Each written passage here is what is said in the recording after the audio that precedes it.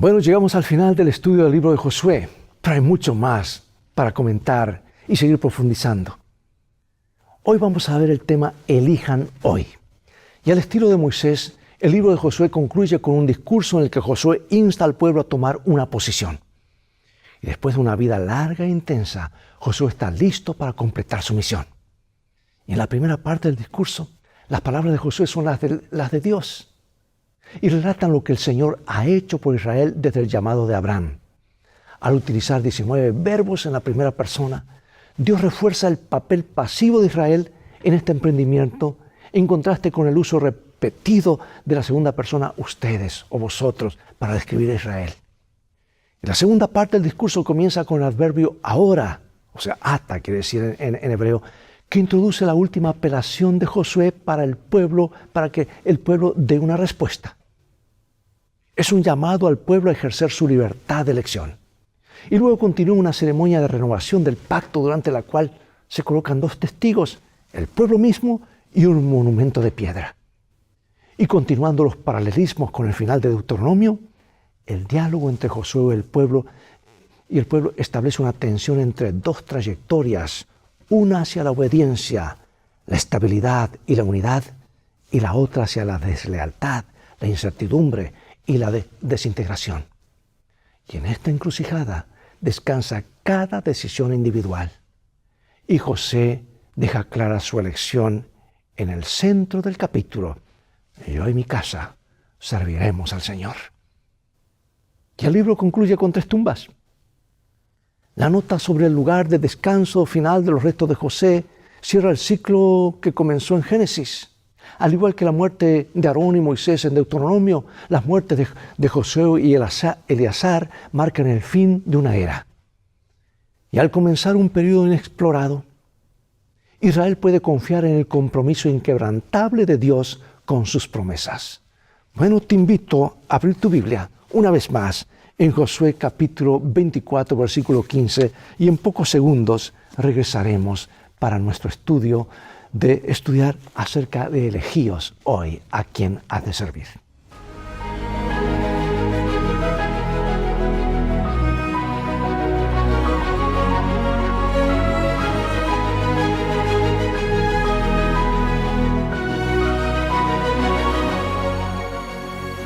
Dice Josué 24:15, y si mal os parece servir a Jehová, escogeos hoy a quien sirváis, pero yo y mi casa serviremos a Jehová.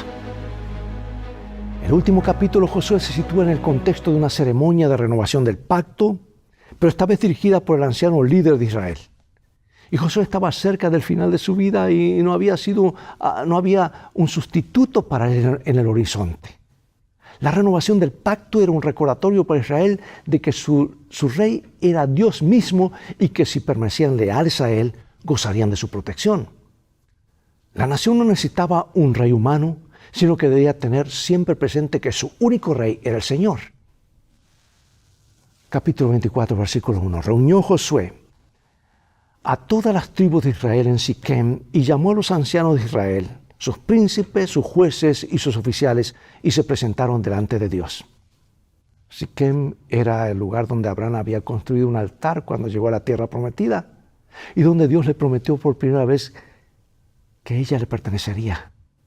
Ahora, una vez cumplidas las promesas hechas a Abraham, Israel renovó el pacto con Dios en el mismo lugar donde había sido hecha al principio, tantos siglos antes. El llamamiento de Josué recuerda las palabras de Jacob: quiten ahora los otros dioses que están entre ustedes.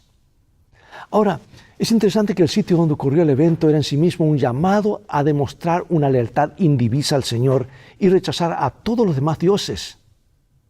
¿Y cuál es la esencia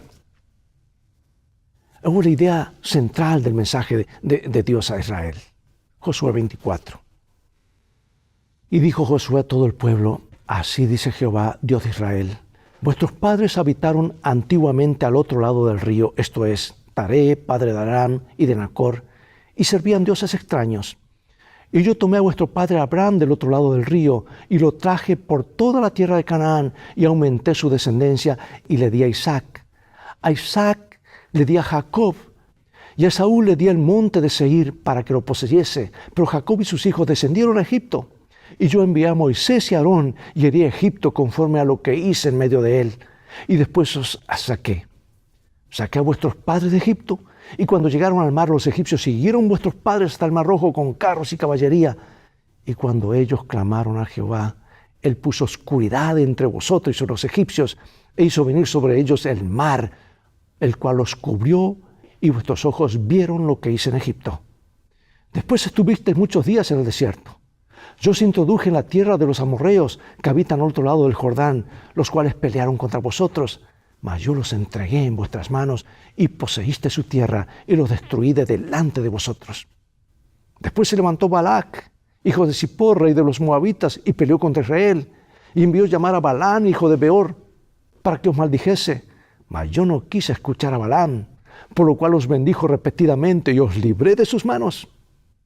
Pasasteis el Jordán y vinisteis a Jericó, y los moradores de Jericó pelearon contra vosotros, los amorreos, los fereceos, cananeos, eteos, gergeseos, heveos, jebuseos, y yo los entregué en vuestras manos. Y envié delante de vosotros tábanos, los cuales os arrojaron de delante de vosotros, esto es, a los 2 reyes de los amorreos, no con tu espada ni con tu arco. Y os di la tierra por la cual nada trabajasteis, y las ciudades que no edificasteis, en las cuales moráis, y de las viñas y los olivares que no plantasteis, coméis. Oh, Dios es el sujeto principal del pasado rememorado. Dice, yo tomé, yo los di, yo os envié, yo herí, yo hice, yo te saqué, yo te libré, etc. Israel no es el protagonista de la narración, no, sino su objeto. Dios es quien creó a Israel. Si Él no hubiera intervenido en la vida de Abraham, ellos habrían servido a los mismos ídolos. Y la existencia de Israel como nación no era un mérito de ninguno de sus antepasados, sino una obra exclusiva de la gracia de Dios. El hecho de que los israelitas estuvieran establecidos en la tierra no era motivo de jactancia, sino la razón misma por la que debían servir a Dios. Y la inmensa mayoría de los allí presentes no había vivido el éxodo. No todos habían estado en Horeb. Sin embargo, Josué dice que todos ellos estuvieron allí. O sea que, en resumen, cada nueva generación debía apropiarse de las lecciones del pasado. El Dios que obró en favor de sus ancestros en el pasado estaba dispuesto a actuar en favor de la generación presente. Por eso pregunto, ¿de qué manera podemos tener como iglesia una percepción más clara de nuestra responsabilidad corporativa? Es decir, captar la idea de lo que hacemos repercute en todos los miembros de la iglesia. Bueno, el llamamiento hecho por Josué expresaba claramente el hecho de que Israel debía decidir si conservaría su singularidad y habitaría en la tierra en virtud de su lealtad a su Creador, o si volvería a ser uno de los tantos pueblos idólatras sin una identidad, un propósito o una misión claros. La decisión era suya. Y el llamamiento de Josué era doble. Israel debía reverenciar al Señor y servirle con sinceridad y verdad.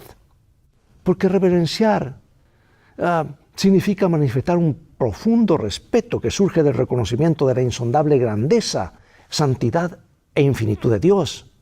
Eso por un lado. Y de nuestra pequeñez y pecaminosidad y finitud por otro lado. Reverenciar a Dios significa ser constantemente consciente de la magnitud de sus exigencias y reconocer que Él no es solo nuestro Padre Celestial, sino también nuestro Rey Divino. Y una percepción tal nos conducirá a una vida de obediencia a Dios, de reverencia a Dios, cuando adoramos, cómo hacemos, cómo nos comportamos. Y mientras que la reverencia o respeto describe la actitud interior que debía caracterizar a un israelita, el resultado práctico de la reverencia para con Dios era el servicio dedicado a Él, o sea, la adoración. El servicio que se exigía a Israel es caracterizado por 2 términos hebreos traducidos como en sinceridad y en verdad. El primero de ellos es tamim. Se utiliza sobre todo como adjetivo para describir la perfección de un animal destinado al sacrificio. Y en segundo describe el servicio que se esperaba de Israel como verdadero o fiel. Una persona fiel es alguien de quien se puede depender y en quien se puede confiar. Y básicamente Josué estaba pidiendo a Israel que demostrara la misma lealtad a Dios que Dios había mostrado hacia su pueblo a lo largo de la historia. No se trataba de un mero cumplimiento externo de las exigencias divinas, sino de algo que debía brotar de su interior indiviso y coherente. Y eso es lo que Jesús quiso corregir cuando encontró a tanta gente atada a la letra y no al espíritu de la ley. Sus vidas debían reflejar gratitud a Dios por lo que había hecho por ellos. Básicamente así es como debemos nosotros también hoy relacionarnos con Jesús, amarle y servirle de corazón, obedecerle. ¿Y cuál fue la respuesta de Israel al llamamiento de Josué? ¿Y por qué reaccionó Josué de esa manera? Vamos a ver. Entonces el pueblo respondió y dijo: nunca tal acontezca que dejemos a Jehová para servir a otros dioses, porque Jehová nuestro Dios es el que nos sacó a nosotros y a nuestros padres de la tierra de Egipto, de la casa de servidumbre, el que ha hecho estas grandes señales y nos ha guardado por todo el camino por donde hemos andado y en todos los pueblos por entre los cuales pasamos. Y Jehová arrojó delante de nosotros a todos los pueblos y al amorreo que habitaba en la tierra. Nosotros pues también serviremos a Jehová porque Él es nuestro Dios. Entonces Josué dijo al pueblo: no podréis servir a Jehová, porque Él es Dios santo y Dios celoso. No sufrirá vuestras rebeliones y vuestros pecados. Si dejareis a Jehová y sirviereis a otros dioses ajenos, Él se volverá y os hará mal y os consumirá después que os ha hecho bien. Y el pueblo entonces dijo a Josué: no, sino que a Jehová serviremos. En su respuesta categóricamente positiva, los israelitas reconocieron que el Dios de los patriarcas y de sus padres era ahora también nuestro Dios, a quien estaban dispuestos a servir con lealtad indivisa. Y después de una afirmación tan incuestionable acerca de su lealtad, pues esperaremos palabras de afirmación y aliento por parte de Josué. Sin embargo, esto no fue así, porque el diálogo entre Josué y el pueblo dio un giro drástico en el que Josué parecía desempeñar el papel de abogado del diablo, ¿verdad? Ya que pasó a hablar de la bondadosa providencia del Señor en el pasado a amenazar a los israelitas con la imagen de un Dios que no era fácil de servir. Ahora, Josué conocía bien la inestabilidad de la primera generación, que prometió obedecer a Dios al igual que esta generación ahora que tenía ante sus ojos, en términos similares, pero que olvidó sus promesas mientras las palabras estaban aún en sus labios. Por lo tanto, él utilizó la retórica para hacer conscientes a los israelitas de varias cosas. En primer lugar, la decisión de servir a Dios era algo solemne que debía moldear a toda la nación de acuerdo con la revelación divina. Las bendiciones resultantes de perseguir ese objetivo eran evidentes, pero también debían comprenderse plenamente las consecuencias de la desobediencia. Puso las cosas claramente: la bendición y la maldición. El perdón de los pecados no es un derecho inalienable de la humanidad, sino un milagro de la gracia de Dios. Pero en segundo lugar, la decisión de los israelitas de servir a Dios debía ser su propia decisión, no algo impuesto por un líder, ni siquiera por Josué. Pero hay un tercer elemento. Israel debería darse cuenta de que los seres humanos no pueden servir a Dios mediante sus propias fuerzas. El servicio a Dios no era algo que lograrían por medio de una adhesión mecánica a las estipulaciones del pacto, sino mediante una relación personal con el Señor como su Salvador. Y así es con nosotros hoy también.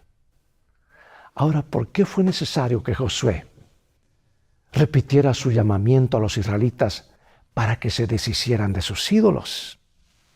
Veamos. Y Josué respondió al pueblo: vosotros sois testigos contra vosotros mismos de que habéis elegido a Jehová para servirle. Y ellos respondieron: testigos somos. Quitad pues ahora los dioses ajenos que están entre vosotros e inclinad vuestro corazón a Jehová, Dios de Israel. Y el pueblo respondió a Josué: a Jehová nuestro Dios serviremos y a su voz obedeceremos. El peligro de la idolatría no era teórico. Moisés había pedido antes la misma decisión en las llanuras de Moab, en un contexto similar. Los dioses que estaban ahora en el punto de mira no eran los de Egipto ni los de más allá del río, sino que se encontraban entre ellos. Por eso Josué rogó a su pueblo que se inclinara su corazón hacia el Señor. Y el pecaminoso corazón humano no tiene la tendencia natural a inclinarse ante Dios y escuchar su voz. No, Estamos programados a ir hacia el mal, hacia el pecado. Nos resulta más fácil eso que escuchar la voz de Dios. Se necesitan decisiones conscientes de nuestra parte constantemente para inclinarlo hacia el cumplimiento de la voluntad divina. Esa es la lucha cristiana. Esa es la santificación. Y la respuesta de los israelitas fue literalmente: escucharemos su voz. Y esta expresión enfatiza el aspecto relacional de la obediencia. No se pedía a Israel que siguiera rutinariamente un conjunto de reglas. El pacto consistía en una relación viva con el Señor, en forma individual y como nación, una que no podía expresarse plenamente mediante meros reglamentos. La religión de Israel nunca tuvo el propósito de ser legalista, sino un diálogo constante de fe y amor con un Salvador santo y misericordioso. Incluso después de la triple promesa del pueblo de servir al Señor, lo cual implicaba, como ordenó Josué, la eliminación de los dioses de entre ellos. No hay ningún informe de que esto ocurriera realmente, pero a lo largo de todo el libro se informa al lector acerca del cumplimiento de los mandatos de Josué o de Moisés como ejemplos de obediencia. La ausencia de ello en la conclusión del libro representa un final abierto. El llamamiento central del libro a servir al Señor no era solo para la generación de Josué, sino también para cada nueva generación del pueblo de Dios que lea o escuche ese mensaje. Pregunto, ¿cuántas veces prometiste al Señor que harías algo, pero luego no lo hiciste? ¿Por qué no cumpliste tu promesa? ¿Qué te dice tu respuesta acerca de la gracia? ¿Eran ellos más duros que nosotros? ¿O nosotros estamos siendo más desleales que ellos? Leamos las palabras finales del libro de Josué, escritas por un redactor inspirado. Versículos 29 al 33. Después de estas cosas murió Josué, hijo de Nun, siervo de Jehová, siendo de 110 años, y le sepultaron en su heredad en Timnat Sera, que está en el monte de Efraín, al norte del monte de Gash. Y sirvió Israel a Jehová todo el tiempo de Josué y todo el tiempo de los ancianos que sobrevivieron a Josué y que sabían todas las obras que Jehová había hecho por Israel. Y enterraron en Siquem los huesos de José, que los hijos de Israel habían traído de Egipto, en la parte del campo que Jacob compró de los hijos de Amor, padre de Siquem, por 100 piezas de dinero. Y fue posesión de los hijos de José. También murió Eleazar, hijo de Aarón, y lo enterraron en el collado de Finis, su hijo, que le fue dado en el monte de Efraín. ¿De qué manera estas palabras no solo rememoran la vida de Josué, sino también se proyectan hacia el futuro?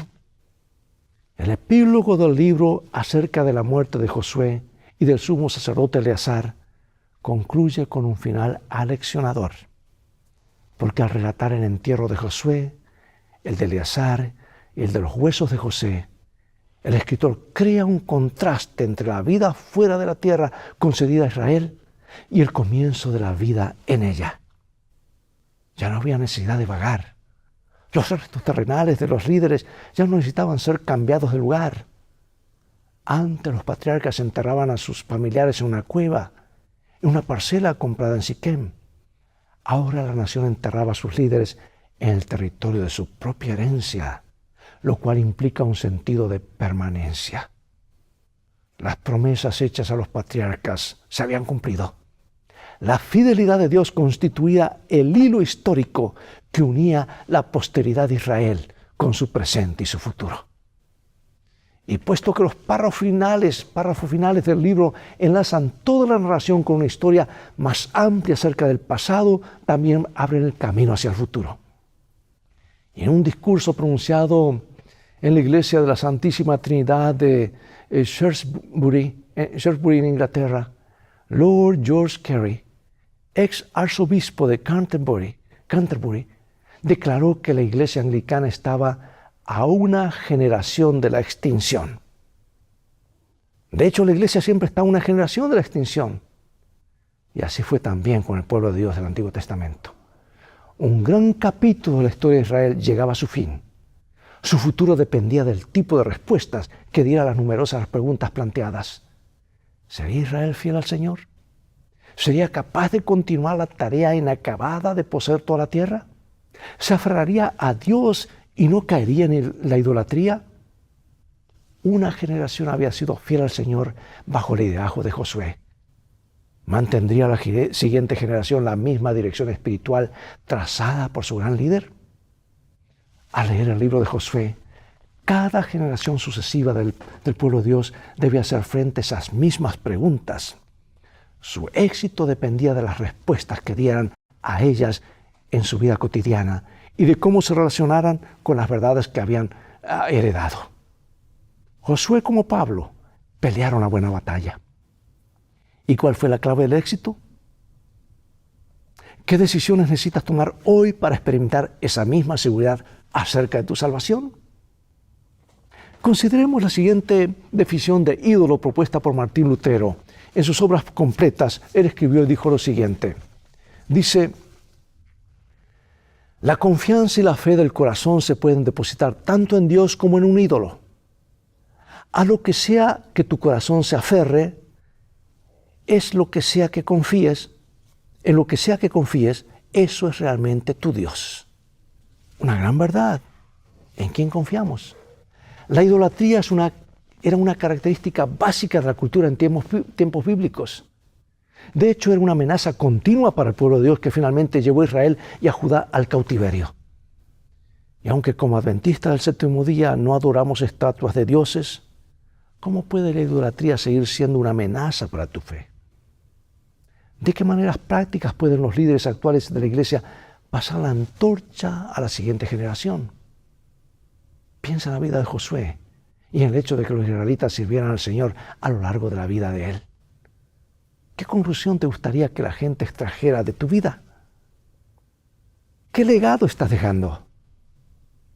Finalizo con estas citas de Ellen White, que son maravillosas y dicen así. Entre las multitudes que salieron de Egipto, había muchos que habían sido adoradores de ídolos, y tal es el poder del hábito, que la práctica continuó secretamente, hasta cierto punto aún después del establecimiento en Canaán. Josué era consciente de la existencia de este mal entre los israelitas y percibía claramente los peligros que derivarían de ello. Deseaba fervientemente ver una reforma completa de la hueste hebrea, entre la hueste hebrea. Sabía que a menos que el pueblo decidiera servir al Señor de todo corazón, seguiría separándose cada vez más de Él. Y aunque una parte de la hueste hebrea estaba constituida por adoradores realmente espirituales, muchos eran meros formalistas. Ningún celo ni seriedad caracterizaban su servicio. Algunos eran idólatras de corazón que se habrían avergonzado de reconocerse como tales. Y ahora esta otra cita. Este pacto solemne fue registrado en el libro de la ley para ser preservado sagradamente. Josué erigió entonces una gran piedra debajo de una encina que estaba junto al santuario del Señor y dijo a todo el pueblo, esta piedra será testigo. Ha oído todas las palabras que el Señor les habló. Será testigo contra ustedes para que no mientan a su Dios.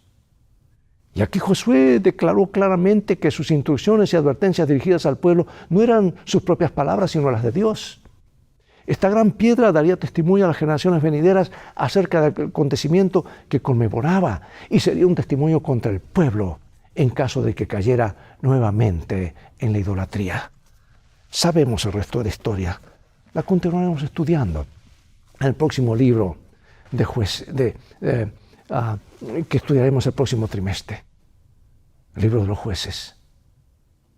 Llegamos al final de un libro maravilloso que nos habla que el pueblo tuvo todas las oportunidades ante sí, pero ¿qué pasó después? No repitamos la historia. Avancemos decididamente hacia la Canaán celestial. El apóstol Pablo fue muy claro en cuanto a eso. Tú y yo no podemos fallar esta vez. Tenemos al Señor a nuestro lado todos los días hasta el fin del mundo. Seamos fieles. Como Él es fiel, pronto vendrá la recompensa. Oremos, Padre Celestial. Gracias por el estudio de este libro de Josué. Hemos sido bendecidos realmente, pero hemos visto claramente que en este gran conflicto tú respetas nuestra decisión y hay solamente dos caminos, no terreno neutral o intermedio. Queremos tomar el camino angosto, el camino que Jesús tomó, que conduce a la vida eterna, el camino a la obediencia y la dependencia de nuestro Padre Celestial. Ayúdanos en nuestra debilidad. Sálvanos en tu reino. Sabemos que lo harás porque lo pedimos en el nombre de Jesús. Amén. Es todo el tiempo que tenemos por hoy. Llegó el momento de despedirnos y será hasta el próximo programa de la serie Lecciones de Vida. Invita a otros a sintonizar este canal y transfórmate tú mismo en un canal de bendiciones. Dios te bendiga y te guarde y recuerda, tú vales mucho para Jesús. Él te ama más de lo que puedes imaginar. Y en este viaje de la vida, las cosas van a terminar bien si hacemos de la Biblia nuestro GPS y a Jesús como nuestro guía. Maranata, que Dios te bendiga.